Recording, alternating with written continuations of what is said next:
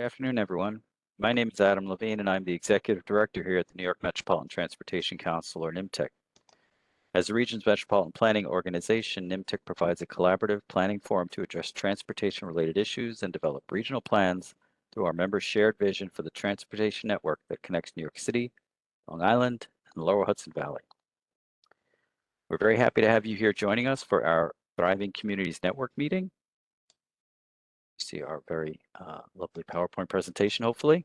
If we can move to the next bullet to tell you a little bit about what Thriving Communities Network is for those of you who may be here for the full. Actually, first we'll get to the agenda, which shows you what a little bit about what you're going to hear today. We got a really great set of presenters to share information with you about collaborative microtransit. We'll also have Q&A. We'll have an interactive discussion, and we'll have our guest from NYSERDA as well. So this is going to be a jam-packed meeting. I don't want to take up any more of your time than I need to, but I will, in the next slide, just describe TCN. For those who may be new to TCN, the Thriving Communities Network, it says right in front of you, is an initiative to help community organizations participate in the metropolitan planning processes for all modes of transportation. For those of you who may be in organizations that don't necessarily get involved with transportation planning early in the process or at all in the process, we're here to help you do that. We also want to identify funding opportunities and other resources for important community projects in your communities through your organizations. So I think, I don't know what we're looking at next. Oh, of course, the benefits of TCN. Well, there are a couple of you that have been at, maybe all of you have been at these meetings before. We'll share with you whatever information we have about federal, state, and local transportation funding and procedures. We'll make, perhaps you've explored our website to see that there's a lot of there are a lot of data resources available that can support your organization's work or help you apply for funding programs. Oh, sorry, we can go back to that one. Virtual TCN meetings, which we're participating in right now, and connections to resources available through NYMTC's member agencies, which you're going to hear from some of those connections in just a couple of minutes. So next up, it's really for you to put your information into the chat. We don't want to slow things down too much, but if you can put your name and your organization, where you're coming from, what you hope to get out of this meeting in the chat, and any particular mobility issues that you're experiencing in your community. And a couple of examples are listed: limited options between essential services, areas not covered by rapid transit or transit at all. Please feel free to enter those into the chat, and we will see what we can do to address them as we speak. And with that, I will hand it over to Nora Madonic, who is at Arch Street Communications, to take us through the next section of the agenda. Nora? Thank you, Adam. Sorry, my video just went off. There we go. Hi, everybody. Glad to see you here today. Really excited about today's meeting. We're going to be hearing a case story about a NYSERDA, New York State Energy Research and Development Authority funded project in the Rockaways. NYSERDA is a state agency that advances energy efficiency, renewable energy, and emissions reduction across New York's economy and energy system. So we also see transportation projects coming out of NYSERDA. We're going to hear from representatives of the program. We're going to hear from representatives also from Circuit, which is a for-profit organization that provides first mile and last mile shuttle options. There's no endorsement of Circuit, of course, by NYMTC. And there are other firms that do this sort of thing, but they're part of the team that worked on this particular project. So I'm going to share with you the names and a little intro about our speakers and then turn it over to them. We do have a chock-a-block agenda today, and we do have some conversation to have about funding resources. So please, if you have questions, we do have a Q&A. We'll do our best to get to questions, live questions, but if you have some that we don't have a chance to answer, just go ahead and put them in the chat, and we will send something out to you afterward. So to begin with, we have Elizabeth Storr. She is the Deputy Director of the Jamaica Bay Rockaways Park Conservancy. And at the Conservancy, she focuses on things like workforce development and nature-based solutions, community-led restoration. She helped create the Jamaica Bay Wetlands Fellowship Program that trains local youth in similar topics. Working in restoring tidal salt marshes and building careers in conservation. Elizabeth is a local leader.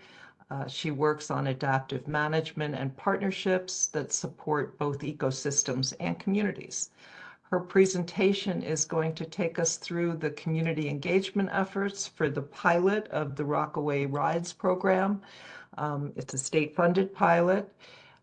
It explored the viability of incorporating an electric shuttle to fill in some of the mobility gaps in the Rockaways neighborhood of Queens. After we hear from Elizabeth, we're going to hear from Tandy Nyambos of Circuit. That is the operator that runs the ongoing Rockaway Rides shuttle service. Tandy is the project manager of Circuit's electric shuttle programs across the Northeast. She's an urban planner. She has a background in public health, transportation, and infrastructure. She's worked in neighborhoods across New York City, and before Circuit, she advanced shared micromobility in the East Bronx. She has a master's of urban planning from the Harvard Graduate School of Design. Her personal commitments include accelerating social change through greener, more equitable infrastructure. Tandy will be joined by Max Hendricks. He also is with Circuit, and he serves as business development and strategic project specialist. And he's here to answer your questions, particularly about advancing a Circuit project in your community. Towards the end of the meeting, we're going to welcome Tom Rood. He is the Senior Contract Manager at NYSERDA. Tom has worked in the Contracts Department of NYSERDA for 15 years, and in his current role, he reviews and approves solicitation and contract negotiation packages to make sure they are in accordance and compliance with procurement policies and program guidelines. Tom has a Bachelor of Arts degree in economics from Hobart College, a master's in business administration from the University of Albany School of Business, and he is a certified Empire Belt through the New York State Lean Six Sigma certificate program. So I'm going to turn things over to Elizabeth, and I'll be back later. Elizabeth?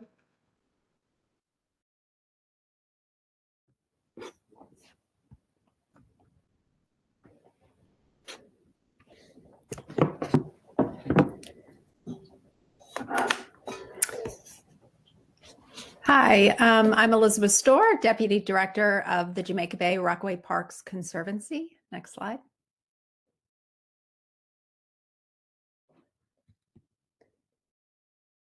We are a public-private partnership dedicated to improving the 10,000 acres of public parklands in and around Jamaica Bay and the Rockaway Peninsula. Next slide, please. We work in these areas you see here highlighted in green. As a public-private partner, we work with Jamaica Bay. We work with National Park Service, New York City Parks, and New York State Parks to help manage and restore these areas. Next slide. As part of our programming over the last decade, we've impacted over 1 million people. We do this through education and stewardship, recreational activities. We also have a very robust workforce development program. Next slide. As part of our mission, we are committed to environmental stewardship and sustainable community initiatives, and that includes transportation. Next slide. We realized very early that transportation in the Rockaways was extraordinarily challenging. There is a lack of first mile, last mile transit options. Transit gaps from buses and trains make daily commutes and daily everyday activities really challenging, including shopping, healthcare visits. There is a need for affordable and clean, accessible solutions. And we are also a beach community. So there's an incredible surge of visitors in the summer, which also increase our challenges with regard to transit. Next slide. As part of this, we partnered with Circuit and with NYSERDA in the spring of 2022 to pursue the Clean Transportation Prize. We did this with a local nonprofit called Frank and with businesses, including the Rockaway Hotel, and also with the support of elected officials. Our goal was to develop an affordable, on-demand electric transit solution for local Rockaway residents. Next slide. To pursue this, we helped organize and engage local community members through 3 in-person visioning sessions. We held these in Far Rockaway, Edgemere, and Rockaway Beach. We also did some outreach virtually, all in an effort to identify the needs and the barriers with regard to transit in the Rockaways. Next slide. To get folks involved and to participate in the process, we worked with local advocacy groups, local leaders. Here you see some local folks from Far Rockaway community, all of whom really did a great deal of outreach to get people to come to visioning sessions. Next slide. As part of the visioning sessions, this one you see here is held in the Rockaway Hotel. We had a check-in desk that had a survey, some maps, some information. People could sign up. And then we asked people to be seated for an in-person presentation. Next slide. There was a digital slide presentation. Next slide. Both of those that you see here, one was at the Dunes Cafe in Far Rockaway. This one is at the Rockaway Hotel. And in addition to the formal presentation, we also had stations around the room or in the space that had additional activities, all in an effort to elicit more information from the participants. Next slide.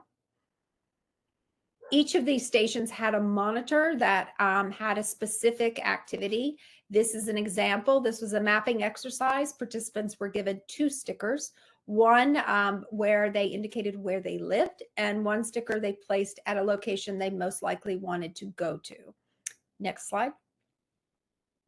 At this station, participants were given 5 stickers. They were asked to put those stickers in spaces they most wanted to travel to.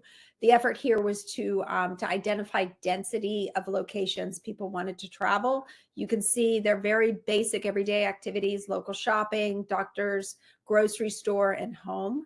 Next slide. Also, at each of the stations, we had a collection of index cards where we asked people to record any questions or thoughts that they had. The monitors could also record any interesting engagement that they had or information, all in an effort really to capture conversations that were happening informally in and around the spaces. Next slide.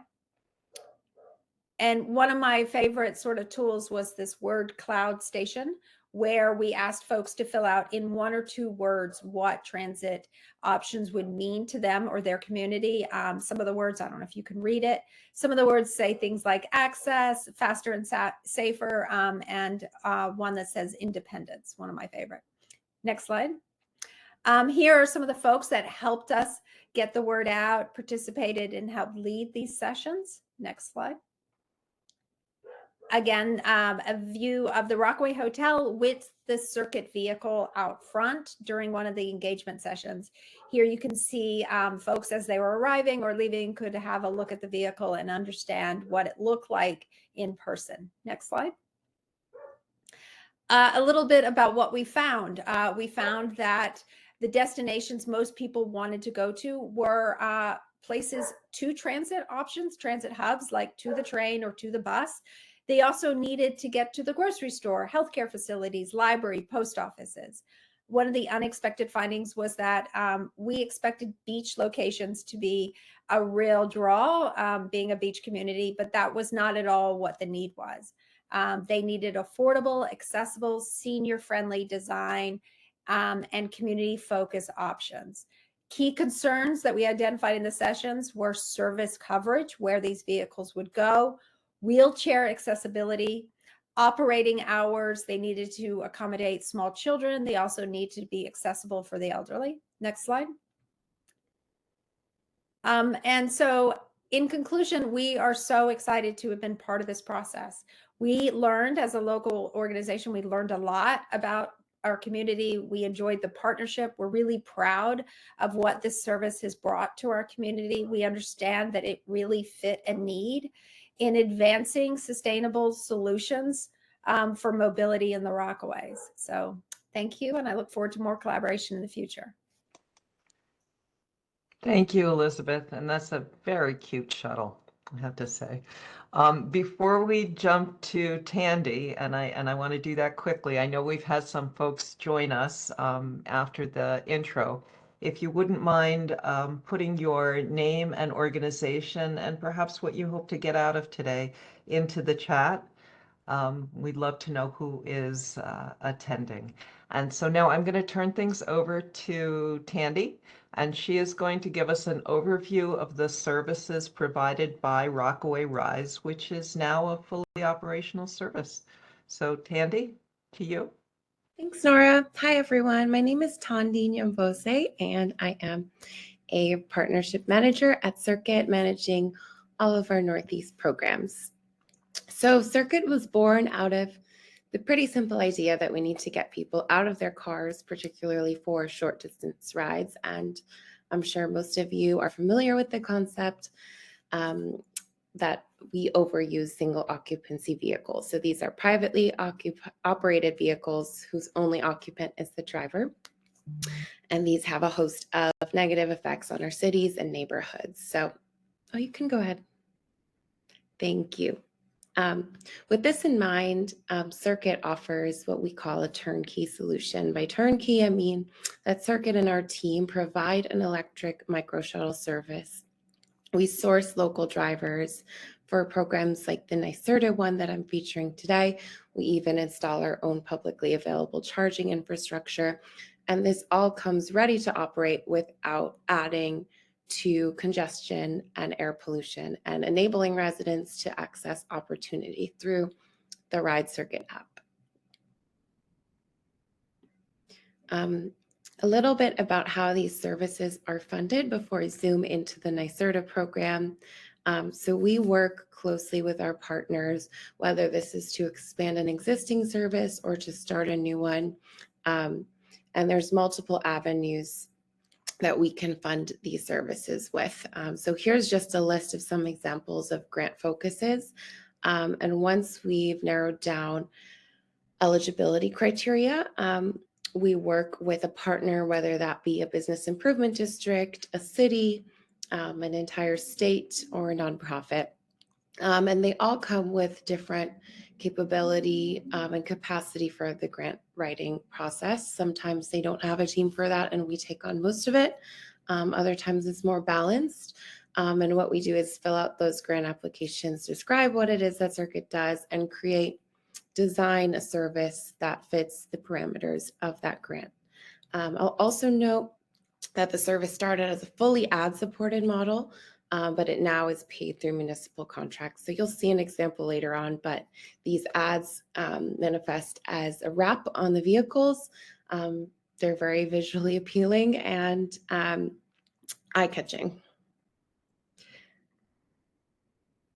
All right. So as a winner of the Electric Mobility Challenge of the New York Clean Transportation Prize, which, as we know, is administered by NYSERDA, Circuit received an award to launch 2 programs, one in the Rockaways and one in Brentwood, Long Island. I'm going to be featuring Rockaway Rides today, but both services operate through an app called Ride Circuit, which allows residents to request a ride from a fleet of electric cars driven by professional, often local resident drivers. And we selected these communities because both neighborhoods are disproportionately affected by air pollution and climate change. Great. So the Rockaways program launched in December of 2023, so it's just over a year old.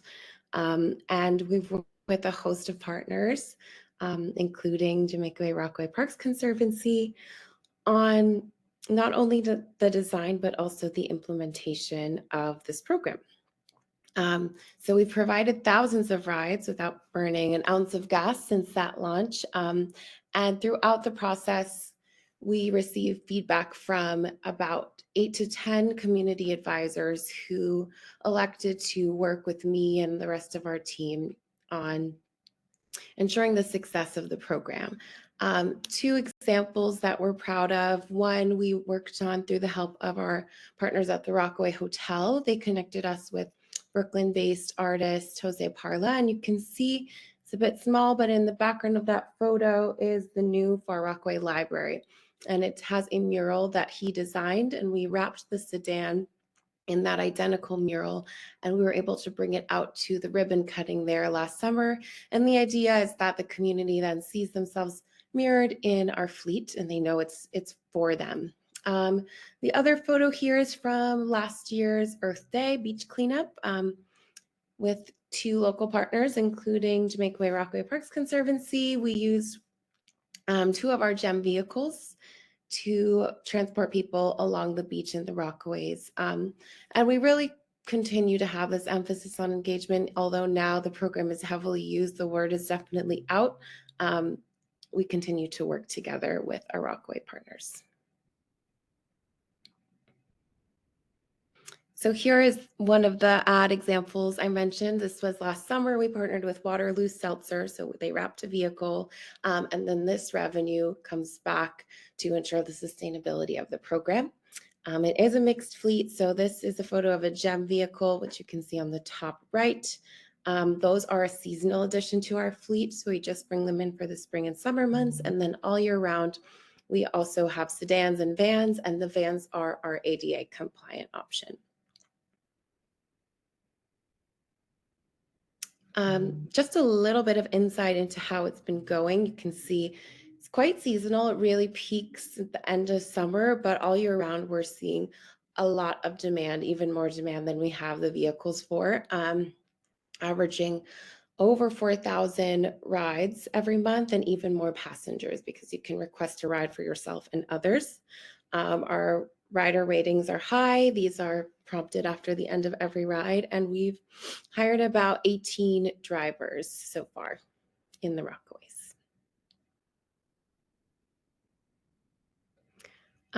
Looks like this got a little bit moved, but if you can see the white text, we're just calling out our top 5 destinations. So this is where we're seeing rides end consistently in the data. One is Chase Bank right in downtown Far Rockaway, I think because of its central location. Next is the Rockaway YMCA. The A train, which I will elaborate on in the next slide, is consistently in our top 5. You can see the Mott Avenue stop as well as the Beach 116th Street stop. The A train is actually down for maintenance through May. So we're tracking our data closely to see how this affects ridership patterns. And then of course there's a key food. So what this implies to us is that people are less reliant on the service for commuting and more on using it throughout the day for things like medical appointments, errands, grocery shopping, etc. And this program really focuses on providing on-demand east to west, enhancing general connection, and then of course access to the A train as well as the ferry stop. So just a little bit more detail. You can see here drop-offs and pickups both reflect the A train stops as the highest concentration of type of stop. And the other popular services that we see rides going and coming to are housing developments, groceries, healthcare, and the bank. All right. So Circuit is committed to not only running these services, but also working with the partners on figuring out how to adjust them as they grow, as demand increases and fluctuates. And one way we do that is by having a heavy emphasis on data analysis. So these are a few screenshots of what our data portal looks like. Every month, I provide this to NYSERDA and sometimes to the community partners as well. The heat map is a really powerful tool. We also track how many of the rides are pooled, and then we collect a small amount of demographics, not many because we want to reduce friction in app sign up, but we do collect age and gender for all of our riders. All right, and I think this is my final slide, but Circuit operates in over 40 locations throughout the country. Some are seasonal beach markets, some are year-round, like the Rockaways and Brentwood. And I'm happy to answer any questions you have about any of these or the Rockaways. All right, Tandi, thank you so much for your presentation. It's an exciting program, and it looks like it is being used every day, which is great. We're going to now switch to Q&A, and this is the time for our participants to ask what they wish. If you want to raise your hand, if you'd like to ask a question, that's fine. If you prefer to put it in the chat, I'll read it, that's fine. And if you don't have any questions, I have some of my own. But I'd first like to open up to you, and we're going to be joined now by Max Hendricks of Circuit, and he has information about funding, if that's something that you'd like to know about. So anybody a first taker?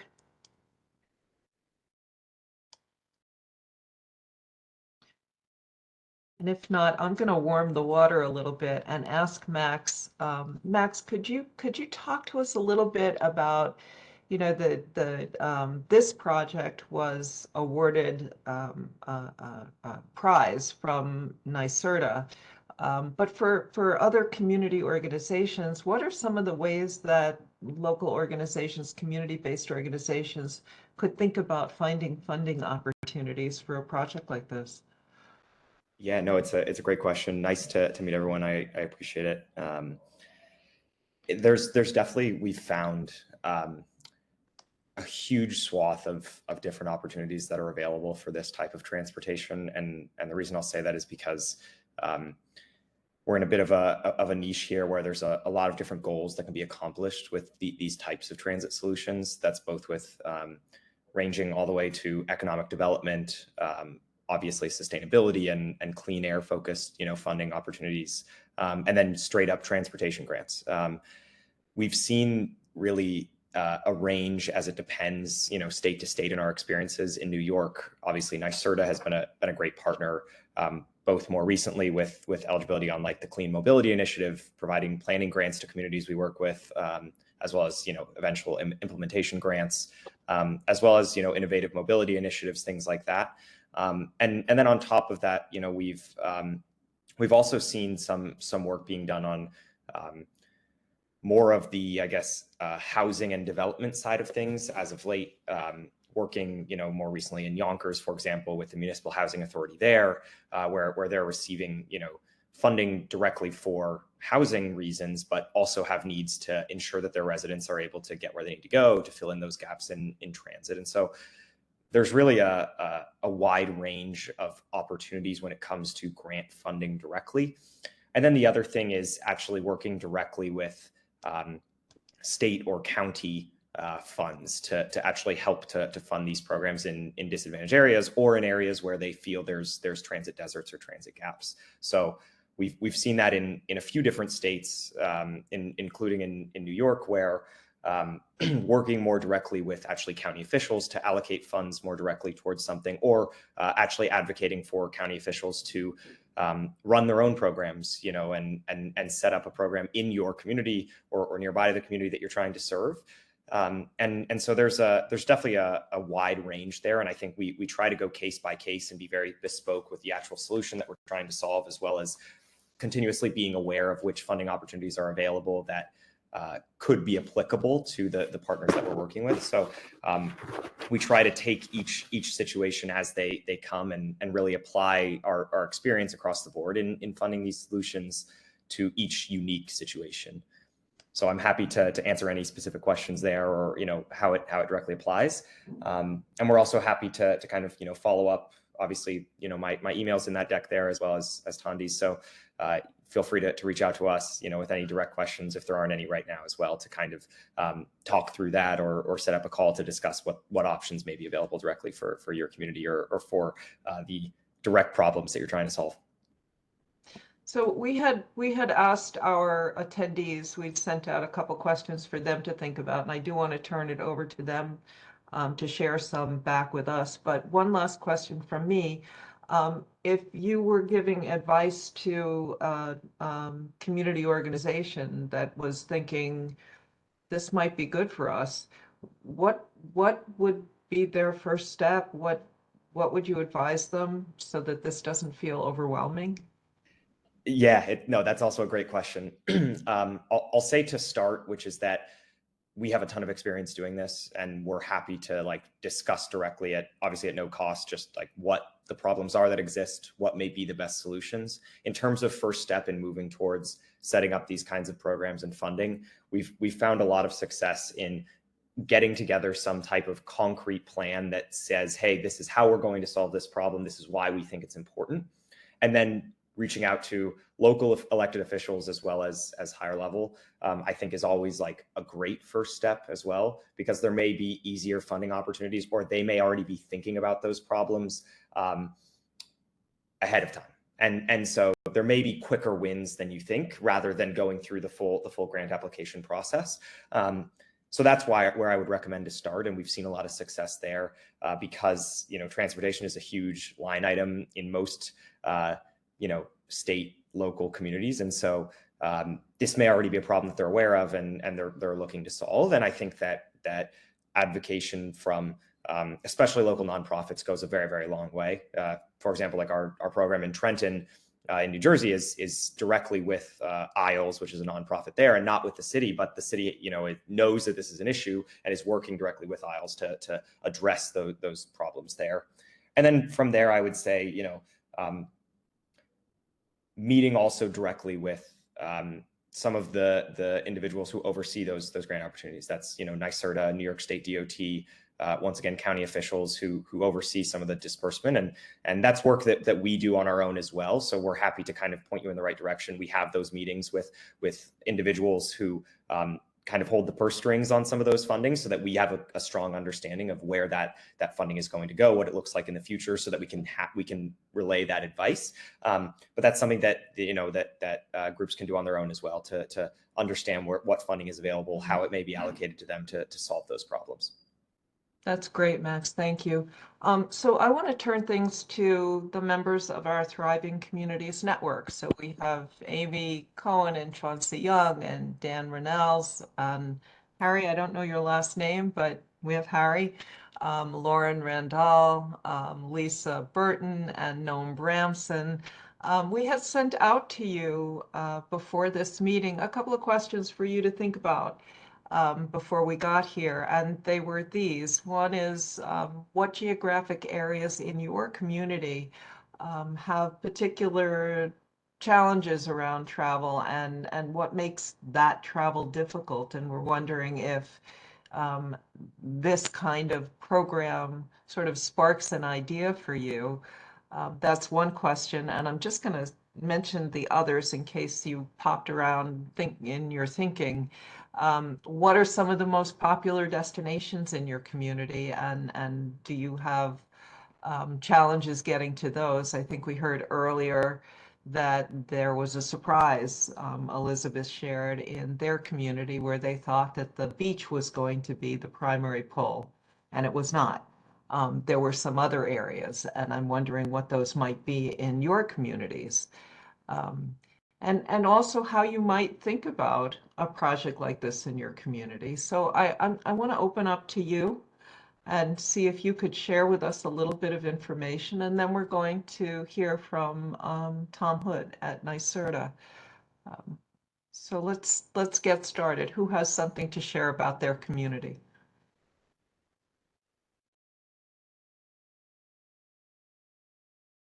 You can raise your hand if you'd like. Now, Chauncey, you're always willing to share something if you're not on a bicycle. So, I see Daniel has his hand up. Dan? Hi, can you hear me? Yes, we can.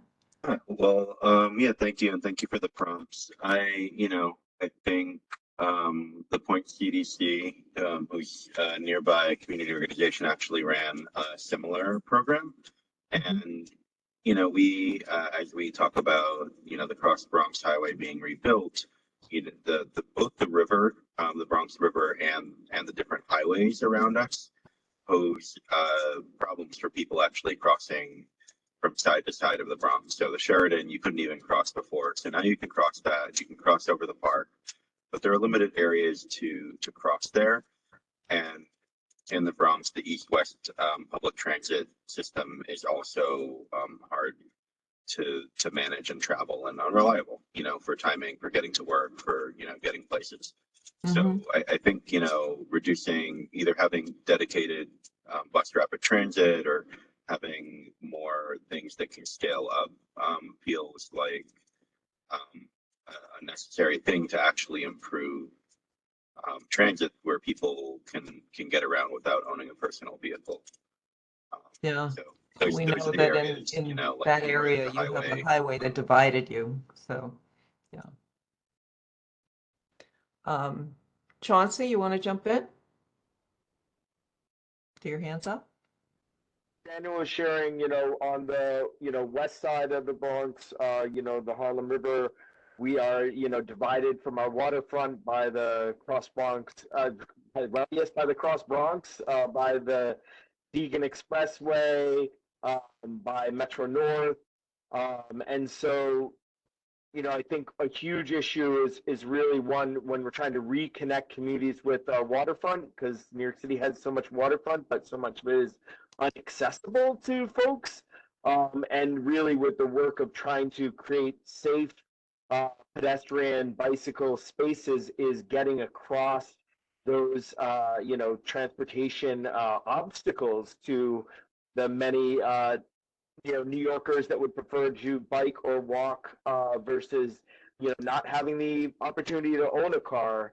So I think that's a huge issue. And then we have the Oak Point line, which is 1.9 miles of track in the water itself, which is a real obstacle even when you've gotten to the waterfront, that you really can't get into the water. The whole idea of making greenway routes and blueway routes, in terms of bringing, creating recreational space, but also, potential boat, commercial access, whether for ferries or, for bringing supplies into the city, just recreating those spaces. And, we have that track that I mentioned, the Oak Point line, is really only used for the garbage line. So how to, is there ways that we can creatively use that line, for, whether for tourism or other things where it's really only being used to ship trash out of the city, quarter of the city's trash. So just different thoughts around that. We're definitely working around that, around the Greenway access right now. And, as we mentioned earlier, once the Metro North managing trash in the north part of the Bronx, 225th to 230th Street, where that was originally going to be transferred over to Parks to connect the Putnam Greenway from Van Cortlandt Park for the whole Greenway network for the Empire State Trail. How we can work with MTA and Metro North to get pedestrian access in addition to the other uses that they might have for that property. It's interesting. There's a lot of thinking that's going on. I'm wondering, Lauren Randolph from Lauren is the transportation coordinator with the Shinnecock Indian Nation Department of Transportation in Southampton or near Southampton. I'm wondering if you are having any conversations similarly about areas that are particularly difficult for travel on Long Island.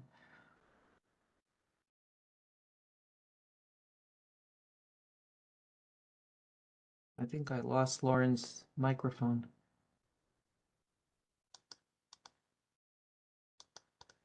Lauren, if you can pop onto your mic, just jump in at any time. Harry Wallace, you're also on Long Island. Would you like to share anything about traveled there. Can you hear me? Yes. Oh, I've been interested. My name's Harry Wallace. I'm the elected chief of the Uncochuck Nation. I was invited a couple of weeks ago to this meeting.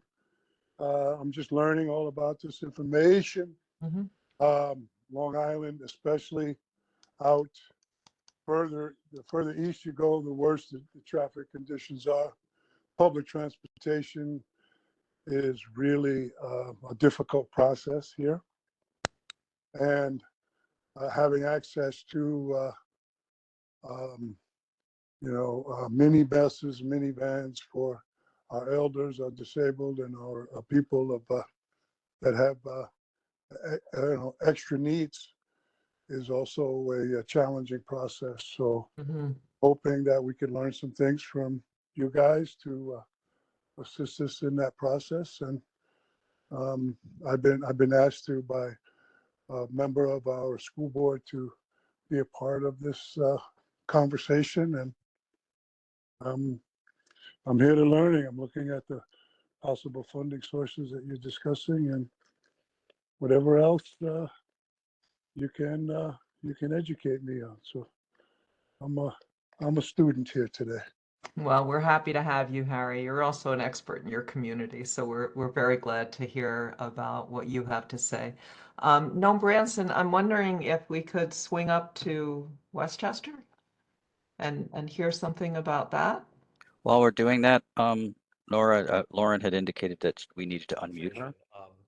In Westchester I'm County, sorry? I think most on this call probably Oh, know. Lauren, are you? Can you hear me? Yeah, we can hear you, Noam. Okay. So, I mean, extraordinarily diverse in terms of land use characteristics. The southern tier, quite dense in its road network and mass transit, all the way up to areas that are almost rural in quality, where transportation assets are more limited. And just listening to this discussion, I'm kind of thinking about the service that Circuit offers. I kind of see it in three buckets. And some of what I'm saying is echoing back what's already been noted. I mean, first is sort of the first and last mile connections to transit hubs, which is obviously vital. Second is low cost, sustainable transportation options to goods and services for people who cannot afford a car. And prior to my role at Sustainable Westchester, I was the mayor of New Rochelle, where we actually worked with Circuit to create a system that has been heavily used by primarily, although not entirely, low and moderate income residents of RP for exactly that purpose. And the third bucket, I think, is supportive of development patterns, transit-oriented development, compact, walkable downtowns, where the goal ought to be to reduce the need to own a car, even among those who can afford one. To the extent that services of this kind can and make it viable for someone to say goodbye to car ownership, it reduces the pressure to construct parking. It makes different forms of development more economically viable. It makes it easier to introduce affordable housing as a component of those projects. So I see tremendous value in what's being offered here. And the last thing I'll say is, in my role now at Sustainable Westchester, we're working in partnership with the city of Mount Vernon, with NYSERDA funding to examine transportation needs and gaps. And one of the concepts we're evaluating is a shuttle that would connect two Metro North stations on separate lines. So having a linkage between the New Haven line and the Harlem line could be of great benefit to that community and to the region as a whole. Thank you. Thank you. So Lauren, it looks like you're unmuted now. Sorry about that. Good afternoon. Hi, my name is Lauren Randall, and I am the transportation coordinator for the Shinnecock Indian Nation. And the nation is located out near Southampton, New York. And one of the areas that we have quite a bit of difficulty with is County Road 39, which is parallel to Montauk Highway. So Montauk Highway is the northern border of the territory, which is a peninsula. And then parallel to that is County Road 39, which is Sunrise Highway. So Sunrise Highway turns into County Road 39 in Southampton, and it's a 4-lane, 2 lanes going west, 2 lanes going east, and it has a lot of traffic on it. We call it the Trade Parade. People can't. Southampton is rural in appearance, and a lot of it's the Hamptons, and so a lot of the trades come in and out. It's very difficult for people to live here. Affordability is an issue for people to live year round, so a lot of people have moved west, and the trades come in and out, and so it creates a lot of traffic. We don't have any transportation, any public transportation that travels, any buses that travel on Montauk Highway that go in front of the territory. So if you want to use a public bus, you have to use County Road 39. And to get there, it's fine if you're traveling east. If you're going east, there's a bus stop where you can, get on the bus easily that way. But if you have to cross that highway, it's extremely dangerous. And over the decades, we have had a number of people killed on that roadway. There's very limited sidewalks, and then there's a train trestle bridge type of thing that you have to cross that has no pedestrian sidewalk. There are a lot of businesses on that road, like plumbing businesses and those type of businesses, and there are very limited sidewalks. And so, people have many people have passed away trying to travel on this road.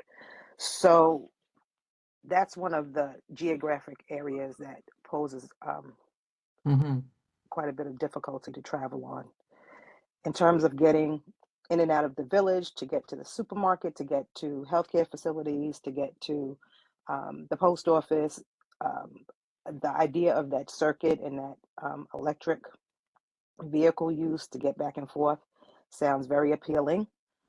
Suffolk County does have transit on demand, and a number of our tribal citizens have used that. It's not extremely popular, but it is a way to get in and out of the village. It would be nice if more people used it. So, I think getting more information might help with that. But having the nation have its own vehicles to move people in and out might be more appealing. So, while we support the Suffolk County, the Suffolk on demand work, we need to, the movement of trying to move people in this rural area to get where they need to go. We definitely support that effort, but it needs more ridership. So that's all I have. All right. Thanks for Well, listening. thank you very much. And thank you to everybody for contributing. We do have a question about the Thriving Communities Network itself.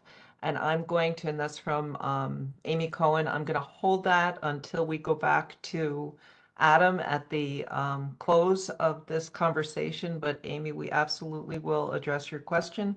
But I do want to turn things over to Tom Rood from NYSERDA to take us through a little bit deeper of a dive into how we might take next steps in doing some research of our own on funding. Tom? Thanks so much, Nora, and thank you for the opportunity to speak to this wonderful group. So as Nora mentioned, I'm going to go through at a high level the resources that are available through NYSERDA's website, the different types of opportunities that are available, as well as some resources for how to get started and to get a little bit more information on how to engage with NYSERDA. Caroline, are you able to share your screen and show the current funding opportunities page? Yes, I'm pulling it up right now. Okay, great. So at NYSERDA, we have on the NYSERDA website, we have the current funding opportunities page, which is the central location for all of our procurement opportunities that are public. And there are a few different flavors of solicitations based on the purpose of the solicitation itself. So there are RFIs, RFQs, RFQLs, RFPs, and PONs. So what do each one of those mean? So RFIs are what's called requests for information. So these are solicitations where there's no ultimate financial award at the end of the day, but the purpose is to for NYSERDA to seek information from the public, whether it's stakeholders, whether it's trying to learn more information on a particular industry that maybe NYSERDA hasn't engaged with before, or for the purpose of receiving comments on a draft solicitation that we intend to issue in the future, but want to solicit comments on that solicitation to make sure that we are gearing it to the market appropriately. Those are all opportunities through our request for information solicitation process. RFQs are requests for quotations. Those are typically used for administrative purposes.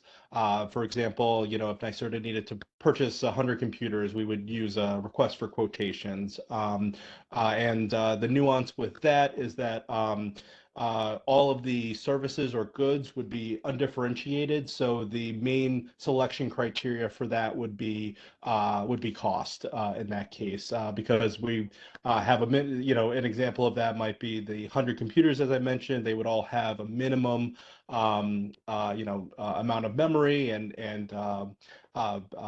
different other components, and we would really just be judging the quotations based on price because the products aren't differentiated that we're looking for. An RFQL is a request for qualifications. Those are solicitations where we hope to establish a pool of contractors based on certain expertise or qualifications that would then be able to engage with NYSERDA and stakeholders and end users to perform different work on behalf of NYSERDA. A request for proposals, or RFP, is a solicitation that's appropriate for a specific area of interest when it's possible to define the goods and services being sought with a higher degree of specificity. Usually RFPs are for services that will be provided. For example, NYSERDA needs help implementing a program. We would use an RFP to bring on a program implementer for that. A PON, or Program Opportunity Notice, I think is probably of most interest to this group here, in that usually a PON is used when money goes to an end user, and it's used to solicit proposals or applications to meet targeted program goals or an offering to the market. This could include studies, demonstration projects, product development projects, pilots, financing, or incentives, including subscription-based incentives from our open enrollment offerings. So I mentioned open enrollment offerings. Within the PON category, there are open enrollment solicitations as well as due date solicitations, and it's important to you know, pay attention to the components of the solicitation so that to ensure that you are, if you do apply, that you are applying with all the information that's necessary to be successful. So in the case of an open enrollment solicitation, the awards are provided for a period of time on a first come, first served basis while funding is still available. So oftentimes you'll be able to notice these with due dates that are very far out into the future, like 2031, I believe is one that I saw on the website down there. Those types of solicitations are eligibility based.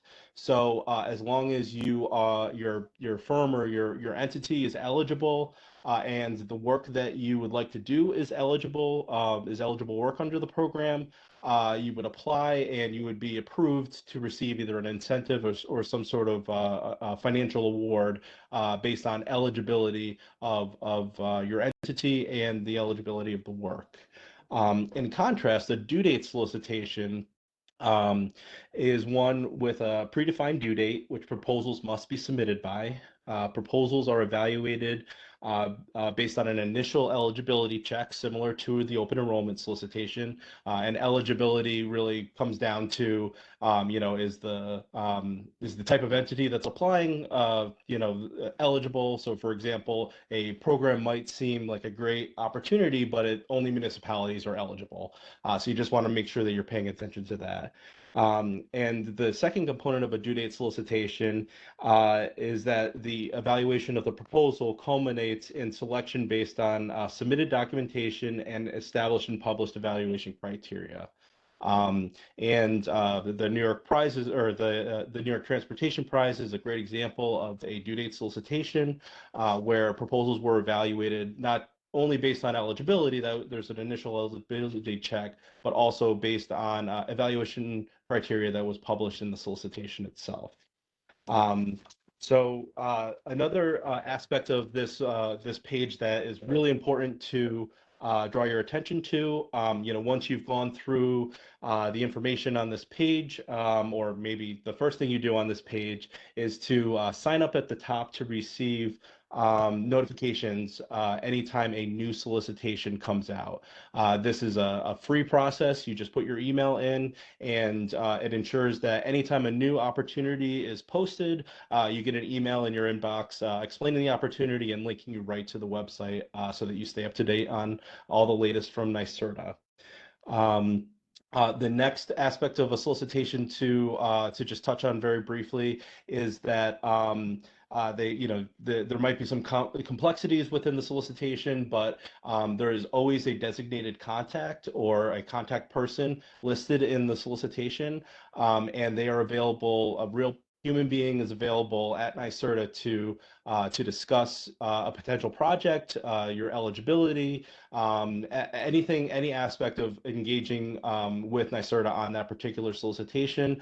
They're available and able to help navigate a particular opportunity with expertise in the actual program itself, as well as a contract contact for any administrative questions that you might have or procurement related questions along the way. Tom, I want to thank you for the information that you shared with our audience.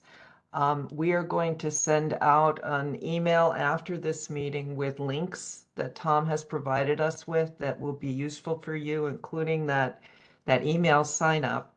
I want to turn back to, and thank you to all of our speakers today. I want to turn back to Adam Levine to close us out. Adam, when you do close us out, could you please respond to Amy Cohen's question, which is, what have you heard about the Thriving Communities funding going forward? Yeah, thank you, Nora. So I saw that question too, and Amy, we are going strong. The Thriving Communities Network here at NYMTEC is continuing on and will continue on. We've got 8 folks here, and I keep getting back to that, to paraphrase that quote from Shakespeare, though we be but little, we are fierce. We are going to keep putting these events together to try and get information out to you guys so that you can make the transportation improvements in your communities that you think best align with what we're trying to share with you and get you involved in the transportation planning process. We can't speak to what's happening at the federal level, although I did just, when I saw your question, Amy, I Googled and pulled up the US DOT's Thriving Communities webpage. It's still there, which is a hopeful sign. But we at NYMTEC are going to keep moving forward with this Thriving Communities Network. We may try and take a little bit of a different approach, in upcoming meetings. We have met Lauren. We went out to meet with you at the Shinnecock Nation. We'd be happy to go out and meet with any of your organizations one-on-one to talk about your specific needs and how we could try and meet those or get you resources to try and move you forward in those areas. And we'll follow up with you on those opportunities, in the coming weeks with, follow-up emails, etc. If anybody is interested right now and wants to drop a message in the chat, or, we want to get you out of here because we're already running a little bit late, but shoot us an email. We'd be happy to talk with you further. So we are looking forward to Thriving Communities continuing and moving forward. Here are some additional information that you can take a look at. Yeah, I'm not sure that we need to touch on too much of this. I don't know if there's anything else. No, we'll send it out to everybody, Okay. Adam. So yeah, there's Maura Fitzpatrick's email. If anybody is interested in having us come out and meet with you one-on-one, we'll be happy to do that. And we really appreciate everybody taking this time out of your busy day and out of your lunch period to talk with us. Thank you. Have great afternoons. Yeah, take care.